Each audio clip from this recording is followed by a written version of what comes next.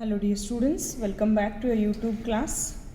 So in the previous session we started to study about your software concepts. Last 3 sessions we had seen on those software concepts, introduction, meaning, types of the softwares we had seen. We know that the software has been mainly classified into 2, system software and application software. The entire classification we had studied. And in the last class I told you that we can divide our computer languages into 2 types mainly, that is your low level language and your high level language. So here language will become an media or the medium for communication. So when all you want to communicate with anyone, maybe with the system or maybe with the people, we must and should know the languages. When you are communicating with the people, we must and should know the languages for the communication, like our mother languages, mother tongue, or where we are staying in that place, that communication language must be known. Similarly, when you want to communicate with your computer, we should know the computer languages, which are also called as programming languages. So here, programming language is nothing but the set of the rules which is called as syntax. That rules has to be followed to instruct the computer what operations we want to perform. So here the set or the collection of the syntaxes which are used to instruct your computer to perform some particular operations. That syntaxes are called as the rules. So here your programming language or the computer languages has been mainly divided into 2 types. The first one is called as low level language and the second one is called as your high level languages. So here let me write first the title: computer language, which is also called as programming language, has been mainly divided into 2. One is called as low level language and another one is called as high level language.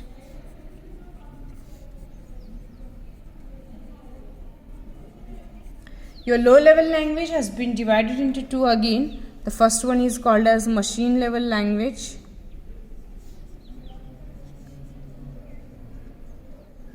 and the second one is called as assembly level language.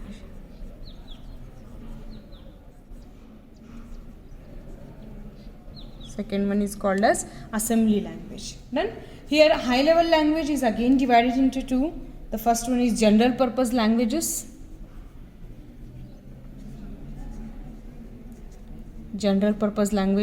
and the second one is specific purpose languages. The example of general purpose languages are like BASIC, Pascal and C programming, where your specific purpose used languages are like COBOL, Fortran and C++. These are the languages we have for your specific purpose and the general purpose. So we'll study each language in detail now, one after the other. The first one we're going to study is about your machine level languages.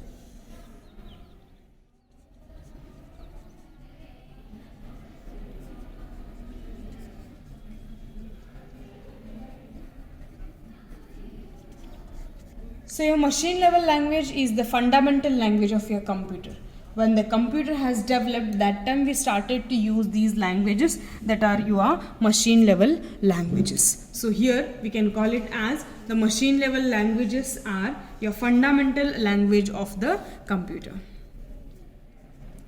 These are the fundamental language of a computer. This is the basic language which we use to do the communication with your computer. If one knows about the machine level language, then that person can easily communicate, easily instruct the computer in any way. Then that is about your machine level language. Here in your machine level language, the instructions are written in the format of zeros and one. All instructions or all code is written in your binary numbers, that is in your 0 and 1. So your language, rules, regulation, the syntaxes, the application or the code, everything is written in the format of the binary numbers, that is in the format of zeros and 1. All your instructions in your machine level language. So you can say it is written using binary numbers, that is zeros and 1, that is 0 and 1. Done. So here the machine level languages, when all you want to communicate with your system, only the machine level language is used.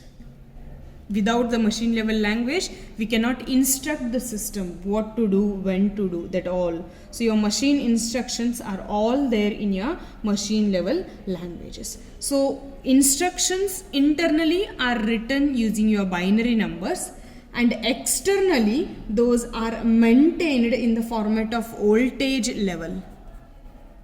Voltage level means in the format of low voltage and high voltage. Here low means 0 and high means 1. Low means 0 and high means 1. And the data is stored in your memory, that is your RAM memory. That is in your RAM memory. Then, so the data, everything is written in the format of binary numbers, that is in the format of 0 and 1. But when it is should be communicated, displayed, it is there in your electrical fluxes, no? That is in your voltage level, that is high and low. So when it should declare 0, then it will be of low voltage. When it should declare 1, then it will be in your high voltage, and the content is displayed in your memory, that is in your RAM. That is in your RAM. Done. So the program written in your machine level language is called as machine code. The programs which we write in your machine level language, that is called as machine code. So remember, what do you mean by your machine code? The machine code is nothing but the programs which are written in your machine level language. The program what all you write using your machine level language, no, that all the programs are called as your machine code. So here the instructions, what all the instructions we give in your machine level language will directly understandable by your computer. What all the content you give through your machine level language, what all the instructions you tell to your computer, that are directly understandable by your computer, and those all will be converted into your electrical signals, that is in your voltage level with the high and low electric fluxes, to execute your computer or to run your computer. So just remember that the code or the program what all are written into your machine level language, or the instructions which are given by your machine level languages, will be directly understandable by your computer, and those will be converted again into your electricity fluxes, that is into your voltage level, to run your computer. For example, if you want to add two numbers, then a small program we can write small programs. So what you have to do is, first we have to take the data, that what we call it as load the data, reading the input, then we adding those contents. Then after adding, the result has to be stored somewhere. Store the result, and we have to stop execution. These process we have to perform when you want to add two numbers. What we want to do, we have to take first two numbers, that what we call it as load the data, then we have to perform the addition operation, and then the answer what we'll get after the addition, that has to be stored somewhere, that is storing the result we call it as, and after the storing or after the displaying, we stop the execution. So this is what we tell manually, but how it is done internally is through your statements of binary numbers. So I will tell you the examples how it done. Loading of the data is given instruction like 001, 0011, 0010. This is what we are loading. Then adding process is 0100. It will tell you to add. So how to add these 01, 00101. This is the addition. Next, storing result will tell you like 100 000. So how to store the data? 001 01 001, and stop is nothing but everything is 0. In this way the operation is done. We know load the data means accepting, but that should be like this in the format of binary numbers. If you read this, nothing is understandable. To understand this all, we have to study the machine language. And if you enter the data in this way, machine won't understand. It should be in this way. अगर आपने instruction इस language में दिया तो computer machine को कुछ भी समझ में नहीं आएगा. हम रीड कर सकते हैं, हम समझ सकते हैं, लेकिन सिस्टम कुछ भी नहीं समझ पाएगा. सो आपको क्या करना है, एवरीथिंग मशीन लैंग्वेज में देना है. वो हमेशा 0 and 1 के कॉम्बिनेशन में रहेगा, वो बाइनरी नंबर्स रहेगा. सो everything what you enter in the format of your binary numbers is directly understandable by your computer system. So the code is there in this format in your machine language, Done. So here what code you are written, here we are written, no, this codes are there in two parts. These codes are there in your two parts. What those two parts are called as, one is called as opcode. The first one is called as opcode and the second one is called as operand. Here opcode means operation code. The opcode means operation code. What operation you want to perform, that code it contains. For example, what I am doing here, load, add, store and stop. Load means 0001. Add means 10100, store means 1000, and stop means 4 times 0. So this part what you can see, this is your opcode. And these things what we are using, these represents address or location. What we call it as. So you want to load means you want to read the content from where you are reading, that address or the location is here. We are adding, what we are adding, this is. We are storing, where you are storing, here. Stop means everything is 0, this is 0. Done? So the code what you write in your machine language is divided into two parts. The first part is called as opcode. Opcode means operation code, and the second part is there as operand, and here operand means your address or the location. Done. So here the first 4 bits would be are written, this is your opcode, and the last 8 bits would be are written, this represents your address or the location, that is called as operand. Then understand how the code is written, what it represents and how we divide it into. Your machine language code is usually there in your 12-bit combination. The first 4 are called as opcode, means the operation code, which operation you want to perform. For each operation we have code. Load means 0001, add means 0100, store means 1 3 times 0, and stop means 0. Done. And the last 8 bits represents your operand, that means the address or the location of the values or what you are performing, that will be used. Done. So this is about your machine language. Remember, the machine language is also called as fundamental language. Here everything is written in the format of binary number, that is the combination of 0 and 1. Later it will be converted into your voltage level, that is in the format of high and low. Low means 0, high means 1, and the data is stored in your RAM. Then the programs or the code what we write using your machine language is called as machine code. One example I had taken, this is your statements and what action we are performing. These are in machine code. What we are performing is there. Your machine code contains of 12-bit combination. The first 4 bits are called as opcode, which will tell you what operation you are performing, that operation code. And the last 8 bits are there for your operand. The operand means addresses or the location. Then these are all the things you have to remember. With this you have to remember one more point is what all the code you write or what all the instruction you write in your machine language is directly understandable by your computer. What we write in these English like statements is cannot be understandable by your computer. Everything should be in binary number system in this format. Then only the machine understand directly. Done. So these are the features we have relating to your machine language. Now we'll learn about some advantages and disadvantages of your machine language. First, let me write the advantages.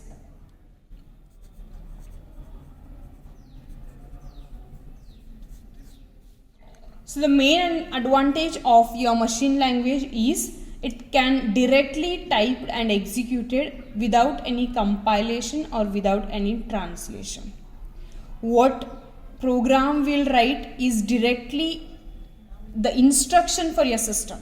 No need to compile it, no need to transfer it from one code to another code. Directly understandable by your machine. That is the main advantages would we have relating to your machine language. With this advantage, we have disadvantage also. We have disadvantage also. What is that disadvantage? The instructions are machine dependent and it is very difficult to program, modify and debug the error. What happens here in your machine language is, if I had written one program for Dell computer, then I cannot use it for HP computer. I cannot use it for Toshiba computer. I cannot use it for Sony computer. I cannot use it for the other Lenovo computer and all. Because it is machine dependent. The Dell company's hardwares are totally different than the other computers' hardwares, other company hardware. So what all the code you write in one computer, that is executed in that computer only. We cannot use it in the other computer. Would we call it as machine dependent? And the code, what all you want to instruct to your computer, everything is in the combination of 0 and 1. Everything you have to remember in the format of 0 and 1, and that is what very difficult we feel to write. So program is very difficult. Even though you write the program, if you want to do changes, then again it create the confusions. And while doing this program and modifying, if you do any mistakes, where that mistake is there, the mistake is called as error. The mistake what you do in the programming is called as error. Okay, so if you do any errors, to identify that error, it is very difficult. We cannot find where we did the error. We have to see one bit. Is it the combination is correct? Next bit, is it the address is correct? Like that, one after the other, we have to go on searching, and that is very difficult. That are all the main disadvantages we have in your machine language. So what are the disadvantages we have? It is machine dependent, difficult to program, difficult to modify and difficult to debug the error. Debug the error means what mistakes you did, to identify that mistake and to remove that mistake. That process is called as debugging. That is also very difficult. Done? So these are all the points you have to remember relating to your machine language, the feature, advantages and the disadvantages. Done? This is the first low level language. Next we have is assembly language. The second one we have is assembly language. So your assembly level language is also a low level language which will allow the user to write the programs, but here will not use the code of only 0 and 1 combination. We don't use the binary numbers. What we do here is we use the letters. We use the letters, words and the symbols. To write the code here, we use the letters, alphabets, words and the symbols, and those are called as mnemonics. Those are called as mnemonics. These words, letters and the symbols what we are using to write the code in your assembly level language, no, those are called as mnemonics. So rather than using your binary digits which we use in your machine level language, we can use these mnemonics into your assembly level languages. And the program which we write in your assembly level language is called as assembly code. Is called as assembly code. Remember, machine code and assembly code. Machine code is the program which we write in your machine level language, and assembly code is nothing but the program which we write in your assembly language. Done? In your machine level language, everything is written in the format of binary numbers, that is the combination of 0 and 1. And here in your assembly level language, rather than using your binary numbers, that is the zeros and 1 combination, we use here mnemonics. Mnemonics is letters, words and the symbols. Done. So here a small example I'll tell you. Done. So what we can do is adding two numbers. Same what we had seen here. Adding two numbers code in your machine level language. Now we'll see how we can do the adding two numbers into your assembly level language. Okay. So I'll write one side the statements and another side the actions. First what you have to do is you have to load the data. Load the data means read the two numbers. Next add two numbers. Then result should be stored somewhere. And then you want to print the result. And then stop. And then stop. So what we to load rather than using these binary number combination, what we do is we use mnemonics. So to load we say STA. STA. To add ADD, add, all in capital. Okay. To store we use STR. To print PRT. Next stop is called as halt. For that we use HLT. Stop means halt. The shortcut for that HLT. The mnemonics are usually of 3-letter words. The mnemonics are usually 3 letters words. Then so what you are doing, that all we have to write it. So what I am using, load means store. I am telling where you want to store. Usually we store in the accumulators. Usually we store in the accumulator. So we can say STAA. A means accumulator. Next add the contents, and where you are adding the content, some variables you use and those we add it to the accumulator. So I use the variable called as B. Now what I say, add the content of B to your accumulator. To your accumulator. Next after adding, the result should be stored somewhere, no? So where you want to store, that location you have to tell. For that location you can use like C, store in C. Now what is there in your C that I want to print? So I say print C. I say print C.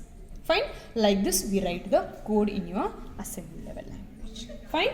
So however, this program what we write in your assembly level language is not equivalent to your machine level language. We know that the system directly understands only machine level language. So what we have to do is, now the code what all you written in your assembly level language has to be written, converted into its equivalent machine level language. Its equivalent machine level language. So the code or the program what we have written in your assembly level language has to be converted to its equivalent machine language so that the computer can execute that code and understand directly. Can execute and understand directly. Fine. So to translate that assembly code into your machine code, we use a translator. That translator is called as assembler. That translator is called as assembler. So the assembler is a translator which will help you to transfer your assembly code to your machine code, which will help you to transfer or to convert the program which are written in your assembly language into the program of your machine level languages. Then these are the features you have to remember relating to your assembly level language. So after the features, we'll study relating to some advantages and the disadvantages of your assembly level language. So the advantage of your assembly level language is mnemonics we are using, no? The mnemonics what we are using in your assembly level language, these are easy to remember rather than the binary number combination, easy to understand than your binary number, and if it is easy to modify. If you want to do any changes, then very easily we can do, and it is easy to debug. Debug means finding the mistakes where we did. That is very easy. Right? So what all the disadvantages we have in your machine level language, to overcome with that all the disadvantages, we started to use your assembly level language. So in your machine level language, everything is in the format of your binary numbers, in the format of 0 and 1 combination. So it was very difficult to remember all the operation, all the codes, all the addresses, everything. So what we did is we started to use the mnemonics in your assembly level language. So it is very easy to remember, easy to understand, easy to modify, and if you did any mistakes, easily we can rectify. That all will be your advantages. Disadvantages also we have relating to your assembly level language. So what is the disadvantage of your assembly level language is the mnemonics what we are using in your assembly level language, no, those are also machine dependent.